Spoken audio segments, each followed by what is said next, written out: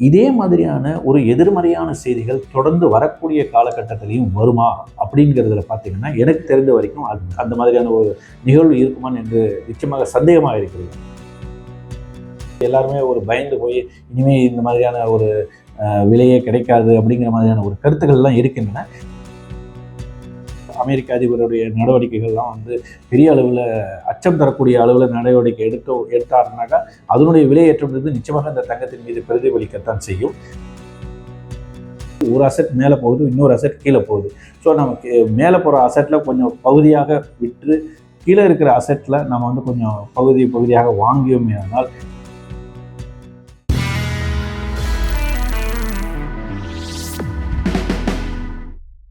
வணக்கம். கமாடிட்டி செய்திகளில் ஏற்கனவே முதலீடு செய்த தங்கம் எந்த அளவுக்கு அதிகரித்து காணப்பட்டது, வெள்ளியினுடைய விலை ஏற்றத்தை சந்தித்தது, இதெல்லாம் நம்ம பார்த்தோம். பட் இப்போ சமீப காலத்தில் பார்க்கும்போது தங்கத்தினுடைய விலை பெரிய அளவில் ஒரு வாலடைல் ட்ரேடிங்காக நடைபெற்று வருகிறது. கிட்டத்தட்ட $5000 குறைவாக கிட்டத்தட்ட $4600 திரும்பியும் மறுபடியும் மேலே 5000 வந்திருக்கு. என்ன நடக்குது? அதாவது வெள்ளியில் இதுக்கு மேலும் நம்ம முதலீடு செய்வது சரியான தகவலாக இருக்குமா அப்படின்னு பார்க்கும்போது, இந்த தங்கத்தினுடைய விலை ஏற்றம் என்பது எதன் காரணமாக நடைபெற்றது என்பதை சற்று யோசித்து பார்த்தால், கிட்டத்தட்ட 2018க்கு அப்புறம் பார்த்தீங்கன்னா அமெரிக்காவினுடைய வட்டி விகிதங்கள் குறைந்து காணப்பட்டது, குறைத்துக்கொண்டே வந்தாங்க. அதனுடைய அடிப்படையில் முதல் ஏற்றம் காணப்பட்டது. 2020 பார்த்தீங்கன்னா கோவிட் வந்தது. அப்போ தான் $2000 ஒரு பிரேக் அவுட் பண்ணி அதுக்கு மேலே போச்சு. அதுக்கப்புறம் 2021-22 அதே அவ்வளோ ஒரு $200-300 ஒரு தொடர்ச்சியாக ஏற்ற இறக்கங்களுடன் ஒரு வாலடைல் ட்ரேடிங்காக நடந்தது. 2022-23 ரஷ்யா உக்ரைன் வார் வந்ததுக்கப்புறம் ஒரு தொடர் ஏற்றம் காணப்பட்டது. அதுக்கப்புறம் பார்த்தீங்கன்னா மத்திய வங்கிகள் தொடர்ச்சியாக அதில் முதலீடு செய்தாங்க.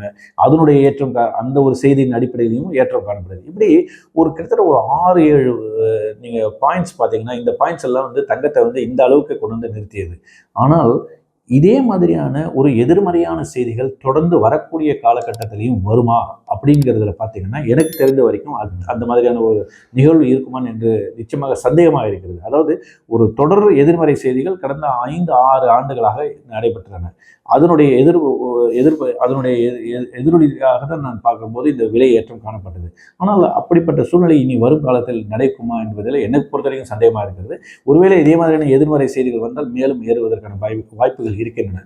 ஆகவே ஓரளவுக்கு இப்போ இருக்கிற காலகட்டத்தில் பார்த்தீங்கன்னா, கடந்த ஒரு மாதத்தில் மட்டுமே பெரிய ஒரு டவுன் சைடு பார்க்கும்போது அதிகமாக வருது. ஏற்றம் என்பது ஒரு சிறிய அளவில் ஏற்றம் நடைபெறுகிறது.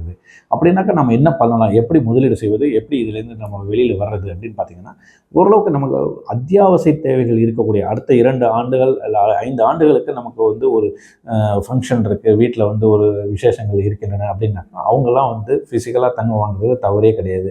மற்றவர்கள் முதலீடு என்று பார்க்கும்பொழுது அவர்களுடைய அப்ரோச் இந்த towards the gold and silver பார்த்தீங்கன்னா ஒரு காஷியஸ் இன்வெஸ்ட்மெண்ட்டாக தான் நான் அதை பார்க்குறேன். கவனியுடன் இருக்கணும். ஓரளவுக்கு சிப்பு முறையில் நீங்கள் பகுதியாகவே பிரித்து ஒரு இறக்கத்தை மட்டுமே கருத்தில் கொண்டு வாங்குவது புத்திசாலித்தனமாக இருக்கும் நான் கருதுகிறேன். ஏன்னா இந்த யூடியூப்பில் நம்ம பார்க்கும்போது பல்வேறு கருத்துக்கள் வருகின்றன. தங்கம் இன்னும் அடுத்த 5 ஆண்டுகள்லையோ அல்லது 10 ஆண்டுகளில் வரும்போது ஒரு விலையில் நம்ம பெரிய அளவுக்கு ஏற்றம்லாம் இருக்குன்னு தான் செய்திகள்லாம் வருகின்றன. ஸோ அதை வைத்து கொண்டு நம்ம பார்க்கும்போது எல்லாருமே ஒரு பயந்து போய் இனிமேல் இந்த மாதிரியான ஒரு விலையே கிடைக்காது அப்படிங்கிற மாதிரியான ஒரு கருத்துக்கள்லாம் இருக்கின்றன. பட் நான் அந்த மாதிரி ஓரளவுக்கு ஒரு சேச்சுரேட்டட் ஸ்டேஜுக்கு தங்கம் வெள்ளி ஆகிய இரண்டுமே வந்துவிட்டதாக நான் புரிந்து கொள்கிறேன், நான் படித்த அளவில் பார்க்கும்போது. பட் உலக நடப்புகள் இதுக்கு யாருமே இதனுடைய விலை ஏற்றம் என்பது யாராலுமே கணிக்க முடியாத ஒரு காலகட்டத்தில் நாம் இருக்கோம். ஸோ அப்படி இருக்கும்போது நான் சொல்கிறது இன்றைக்கி நான் சேச்சுரேட்டட் பாயிண்டில் நான் போயிருக்கேன்னு நான் சொன்னால் கூட இது நாளைக்கு வேற ஒரு அமெரிக்க அதிபருடைய நடவடிக்கைகள்லாம் பெரிய அளவில் அச்சம் தரக்கூடிய அளவில் நடவடிக்கை எடுத்தாருனாக்கா அதனுடைய விலையேற்றம் நிச்சயமாக அந்த தங்கத்தின் மீது பிரதிபலிக்கத்தான் செய்யும். பட் இருந்தாலும் நம்முடைய முதலீடுகள் என்பது முக்கியமாக பிரின்சிபல் என்று சொல்லக்கூடிய முதலீட்டு ஆதாயத்தை விட்டுவிட்டு முதல்ல நாம் செய்யக்கூடிய முதலீடை நாம் தக்க வைத்துக் கொள்ள வேண்டும். அதற்கான முகாந்திரங்கள் எந்த இடத்துல வேல்யூ இருக்கோ அந்த இடத்துல நம்ம முதலீடு செய்யணும்.